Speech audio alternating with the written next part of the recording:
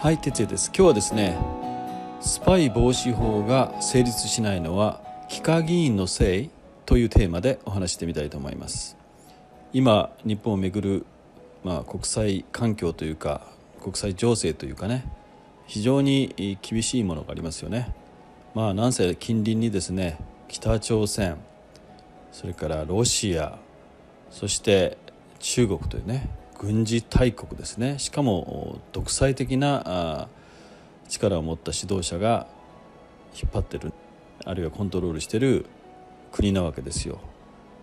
そういう独裁者の逆鱗に触れればね、核攻撃されることだって日本がですよ、絶対ないとは言えないわけじゃないですか、ね。そういう非常に危険な環境の中、しかも今ロシアがウクライナに一方的に武力侵攻し現状変更しようとしてますよね。そしてそれに中国が力を貸す動きがよりこの活発化してますし、北朝鮮もですね、ミサイルなどをどんどん頻繁に撃ってですね、それをロシアに売ってる可能性があると、あるいは軍人をロシアに派遣しているという話もある。いずれにしてもこの3つの国は、イランも含めますけどね、アクシス・オブ・イーボと言ってもいいような要するに数十国になりつつあるわけですね。そんな中で日本は喫緊にやらなきゃいけないことっていうのはね、憲法改正、そしてスパイ防止法の制定なんですよね。こういう重要なことが日本では遅々として進んでいない。 LGBT 問題とかね、あるいはコオロギを食べる話とかねそういうことはどんどん進めてますけどもね、あるいはメガソーラーで環境破壊はどんどんやってますけれども、肝心のですね、安全保障にとって最も重要なスパイ防止法、憲法改正だって必要ですけども、スパイ防止法だってね、これは日本にとって絶対に必要なものだと思います。経済安全保障面ではね、高市早苗さんがセキュリティクリアランスなんかをね盛り込んだ法律、法改正をね今頑張っているところなんですけれども、もっと包括的なねスパイ防止法というものを作る必要があるというふうに多くの日本人はね認識していると思うんですよ。にもかかわらずですね、政治が遅々として動かないと。でこれ何なんだろうなと、本当にもう何年も前からですね、僕は言い続けてるわけですけれども、多くの人がね、僕だけじゃなくて多くの人がそれ言ってますよね。言ってるけれども政治に届かないんですよ。議員たちに、国会議員たちに。なぜなんだろうと。で考えてみたらね、一つの説としてですよ、どうも国会議員の中にスパイ防止法を反対する勢力がかなりいるんじゃないか。でその勢力というのは実は、これあくまでも仮の話ですよ、実は幾何議員が多いからではないかという話があるんですね。幾何議員、あるいは通名で実際は外国の出身なんだけど帰化してですね、そして通名を使ってるから、日本人のように見える、国会議員が実は多いんではないかというようなね話もあって、この件に関しては北村春夫という弁護士、僕大好きな弁護士なんですけどね、もう非常に正論をね常に主張されますので、北村春夫弁護士の言ってることを僕は常に評価し、また賛同しているわけなんですね。でその北村先生がですね、国会議員はやっぱり自分のね、経歴とか学歴とかを開示しなきゃいけないってことになってるわけだから、同じようにですね、やっぱり幾何情報もしっかり開示して、正々堂々とね選挙を戦いましょうよと、それが正しいんじゃないですかということを、主張されているわけですね。僕も全くその通りだと思います。今の国会議員はね、幾何情報はほとんど開示してないですよね。一部ね、小野田さんは幾何ではないんですけども、自分が日本国籍を取った、アメリカ国籍もあったのかな、日本国籍を選んだというようなことをちゃんと発表されましたけども、蓮舫さんどうなんですかね。なんか未だに曖昧なんですけどね。それ以外にもですね、いろんな人がどういう経歴なのか、要するに幾何に関してですよ、明らかにしていない人が結構いる。いろいろ噂されてる人はたくさんいるんですけどね、その真相についてはね、闇の中に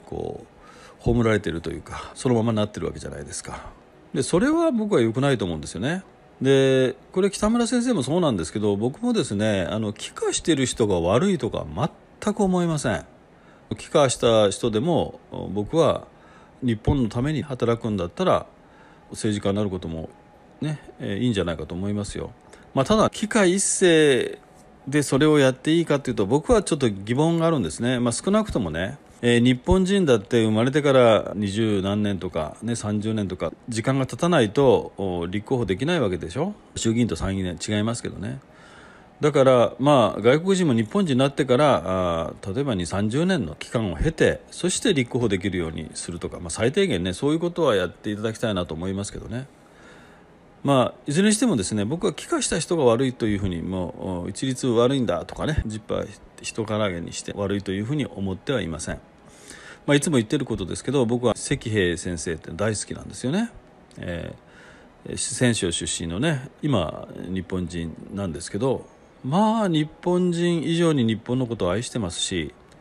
神経も細やかで気配りのある、そしてユーモアのある素晴らしい評論家ですよね。だから人気があるわけですけれども、そういう人がもし選挙に出るとしたら僕は応援します。本当に、ビラ配りしますあるいは金美玲さんってね、これ台湾出身の方ですけれども、この方も本当に日本人の心を持った人だと僕は思うんです。いろいろそうじゃないという人もいますけど、僕の知ってる限りでは日本人の心を持った、日本人の魂を持った人なので、こういう人が帰化人であろうと選挙に出たら僕は応援したいなと思うんですけれども、そういう具合にね、僕は帰化人であることをもって何か差別するとか低く見るとかそういうことはありません。ただどういう国で生まれて、どういう経緯で帰化して、そしてどういう思いで日本のために働きたいのかということをですね、はっきりさせないで、そこを隠してですね選挙に出るというのは良くないんじゃないかなと思うんですよね。でどうもね、このスパイ防止法も必要だということはもうね、日本国民のほとんど大半の人が知ってるわけですよね。スパイ防止法がないと日本はねスパイ天国で、もうスパイされ放題だと。で外国からもですね、そういう意味で日本に機密情報を渡せないなというふうな話になってるわけですよね。日本が情報漏れの穴みたいなね、そういう、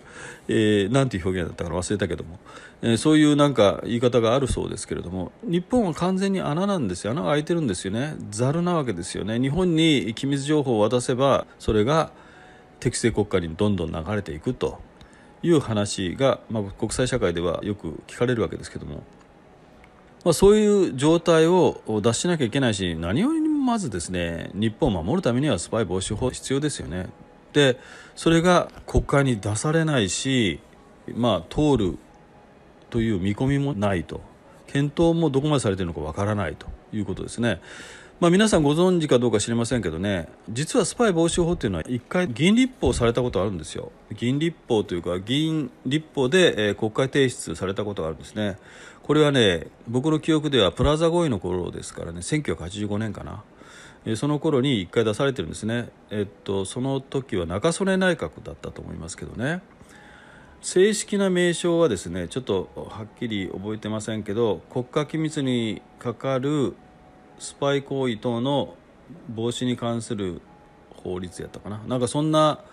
ちょっと長い名前ですけども、要はスパイ防止法ですよ。それが出されたけど、当時はですね、治安維持法とかそういったね、昔の戦時中の非常にね怖い法律を引き合いに出してね、マスコミが大反対したんですよね。それで結局頓挫してですね、廃案になったということなんですけれども、それを非常に危惧した人がいて、特定機密保護法というのをね成立させました。その危惧した人って誰かというと、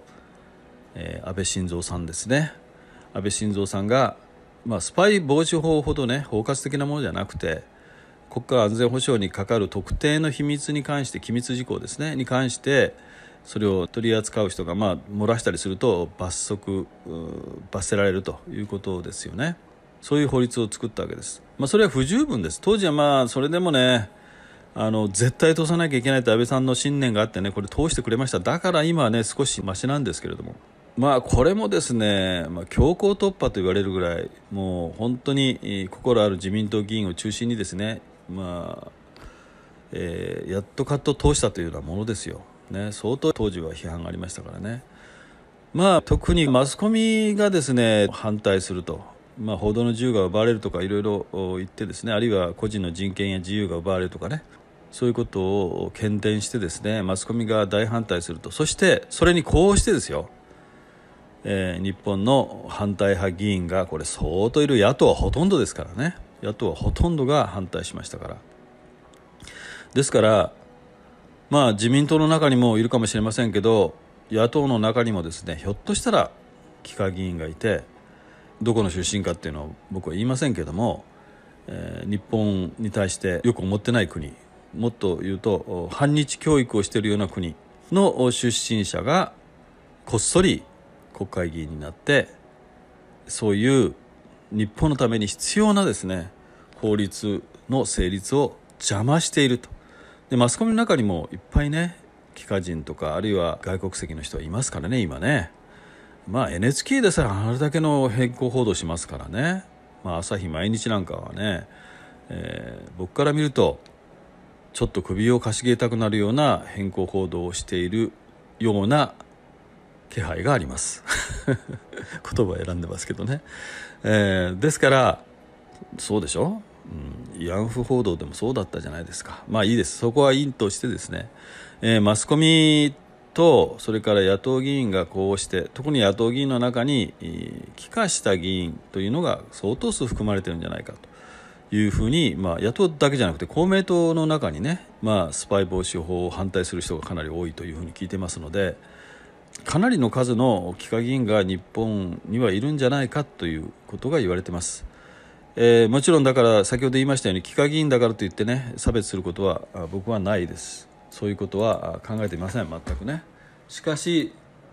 帰化情報ぐらいは、正々堂々と公開すべきじゃないかというふうに思っているわけですね。そういう思いがあってですね、2月の26日にこういうアンケートを実施しました。あなたは国会議員や地方議員として立候補する際には帰化情報を公開した上で通名は禁止すべきだと思いますかということですね。そして、19,163 票の投票が行われて、帰化情報を公開し通名は禁止すべきであるが 99.3%、帰化情報を隠し通名で通しても構わないというのは 0.7% しかいなかったということでね、2万人近い人の意思表示ですよね。そして 99.3% が帰化情報を公開し通名は禁止すべきであると言ってるわけですね。もちろん僕のフォロワーが投票しているというケースもかなり多いと思いますので、この数字がですね、ランダムサンプリングで行われた調査と一致するかというとそうでもないかもしれないけれども、やっぱり一定の傾向はね示していると思うんです。国民の意思は、私はですね帰化情報を公開し通名は禁止すべきだというのが国民の大多数の意見じゃないかと思うんですね。ただ何度も言いますけれどもね、帰化議員だからダメだとか悪いとか言ってるわけじゃありません。帰化議員であってもですね、日本のために本当に働いてくれるんだったらそれでいいんですよ。政治家の方はですね、ぜひこの国民の意思を組んで、帰化情報の公開あるいは通名禁止にですね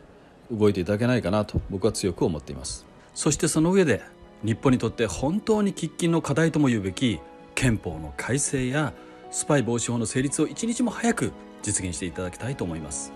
あなたはどうお考えでしょうか。ではまた。 Good luck。 目覚めよ日本人。今回のようなお話に興味のある方はぜひチャンネル登録をよろしくお願いします。